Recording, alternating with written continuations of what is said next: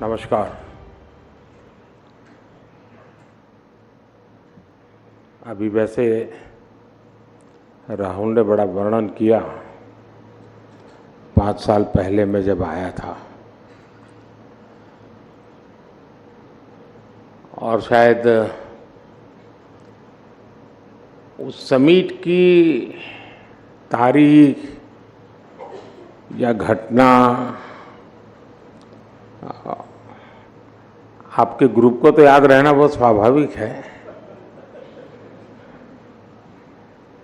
लेकिन शायद पत्रकार मन ये भी सोच सकता था, और शायद सोचा होगा लेकिन बोलते नहीं होंगे, कि क्या कारण होगा कि एक इंसान अपने कमिटमेंट के कारण इस समिट में इतने ही शांत मन से आया था और उसी समय वो किसी प्रक्रिया को दौड़ा रहा था, और जो दूसरे दिन सुबह दुनिया के लिए बहुत बड़ी खबर बन गई थी। और मैं मानता हूं जरूर आप लोग इसका एनालिसिस करेंगे, और शायद वो 28 फरवरी थी 2019, और माहौल तो ऐसा ही था। और मैं भी बहुत शांति से आप सबसे नमस्ते नमस्ते करके निकला था, और भारत ने बालाकोट में एयर स्ट्राइक की थी रात को।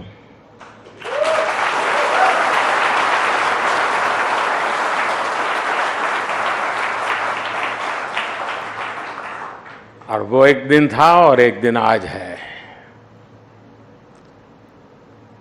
और आपने देखा होगा कि आतंक के सरगना हो या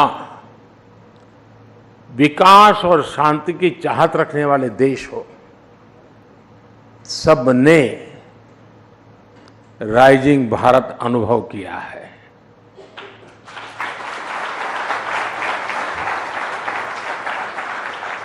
ये नया भारत आतंक के जख्म को नहीं सहता है।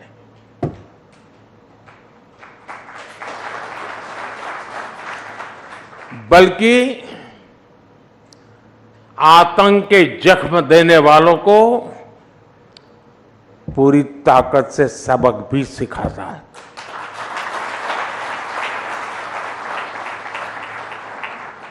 जो हमें आतंकी हमलों के जख्म देते थे, उनकी क्या हालत है ये देशवासी भी देख रहे हैं और दुनिया भी देख रही है।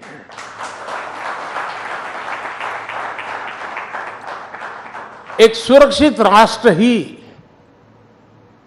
एक विकसित राष्ट्र का आधार होता है,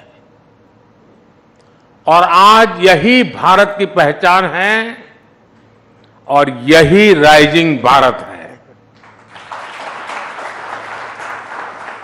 साथियों, चुनाव का मौसम है।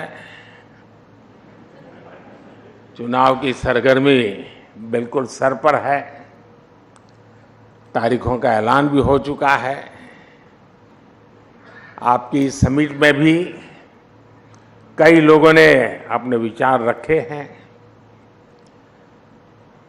डिबेट का माहौल बना हुआ है, और मैं मानता हूं लोकतंत्र की यही खूबसूरती है। देश में भी धीरे धीरे चुनाव प्रचार जोर पकड़ रहा है। सरकार अपने 10 साल के कामकाज का रिपोर्ट कार्ड रख रही है।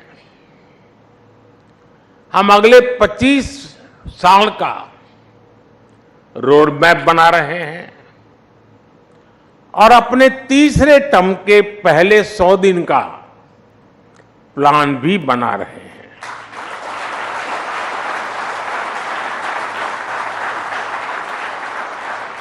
दूसरी तरफ हमारे जो विरोधी हैं, वो भी नए कीर्तिमान बना रहे हैं। आज ही उन्होंने मोदी को 104वीं गाली दी है। औरंगजेब कहकर नवाजा गया है। मोदी की खोपड़ी उड़ाने का ऐलान किया गया है। इन सब पॉजिटिव नेगेटिव बातों के बीच दुनिया का सबसे बड़ा इलेक्शन जारी है। 2600 से ज्यादा पॉलिटिकल पार्टियां, करीब 97 करोड़ मतदाता, 97 करोड़ वोटर्स, करीब 2 करोड़ फर्स्ट टाइम वोटर्स लोकतंत्र के इस पर्व में हिस्सा लेने जा रहे हैं।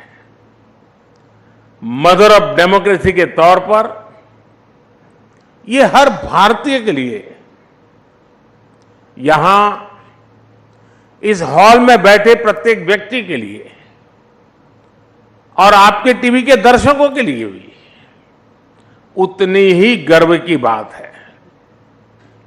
साथियों, आज पूरी दुनिया 21वीं सदी को भारत की सदी कहती है। बड़ी बड़ी रेटिंग एजेंसीज, बड़े बड़े अर्थशास्त्री, बड़े बड़े जानकार राइजिंग भारत को लेकर बहुत आश्वस्त है। और इन लोगों के मन में कोई इफ नहीं है, बट नहीं है, नो इफ नो बट्स। आखिर ऐसा क्यों है? कोई सवालिया निशान नहीं, ऐसा क्यों है? ऐसा इसलिए है क्योंकि पूरी दुनिया आज ये देख रही है कि पिछले 10 साल में भारत ने कितने बड़े परिवर्तन किए हैं। आजादी के बाद से जो सिस्टम बना, जो वर्क कल्चर बना, उस सिस्टम में ये ट्रांसफॉर्मेशन लाना इतना आसान नहीं था, लेकिन ये हुआ है और ये हम भारतीयों ने ही करके दिखाया है। आज भारत का कॉन्फिडेंस लेवल हर भारतीय की बातों में झलकता है।